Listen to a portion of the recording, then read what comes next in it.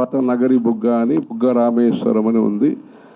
అక్కడ 1932లో 2 మాసాలు కుశస్థలి నది, అంటే మనకి కుళాయిలో నీళ్లు వస్తాయి, సౌకర్యాలన్నీ ఉన్నాయి. దానికి ముందు ఇక్కడ స్వర్ణముఖి, కుశస్థలి నదులే కదా, పెన్నా, ఈ నదులే కదా నీళ్ళు ఇచ్చింది. ఈ కుళాయి నీళ్ళు వచ్చిన తర్వాత మనం ఆ నీళ్లు మర్చిపోకూడదు, దాన్ని కూడా శుభ్రంగా పెట్టుకోవాలి. ఏది ఉత్పత్తి స్థానమో, ఎక్కడి నుంచి మనకు చైతన్యం వచ్చిందో, ఎక్కడి నుంచి మనకి సౌకర్యాలు వచ్చినాయో, ఎక్కడి నుంచి మనకి ఈ మార్గంలో నడవాలని ఒక నిర్దేశము మనకు వచ్చిందో దాన్ని కూడా మనం మరవకుండా చూసుకోవాలి. అది జ్ఞానం కావచ్చు, వసతులు కావచ్చు, విద్య కావచ్చు. అందుకని ఎక్కడి నుంచి మనకి ప్రారంభంలో మనకి సౌకర్యాలు వచ్చినాయో దాన్ని కూడా కాపాడాలి.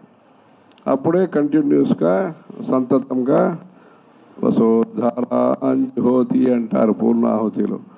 ఆ వసతి యొక్క ధార ప్రవాహం మనం బాగున్నట్టు మన భావి తరాలు కూడా బాగుండాలంటే ఆ ఉద్గమ స్థలాలు ఏదైతే మూల స్థానం ఉన్నదో, ముఖ్య స్థానం ఉన్నదో దాన్ని మరవకుండా మనం చూసుకోవాలి.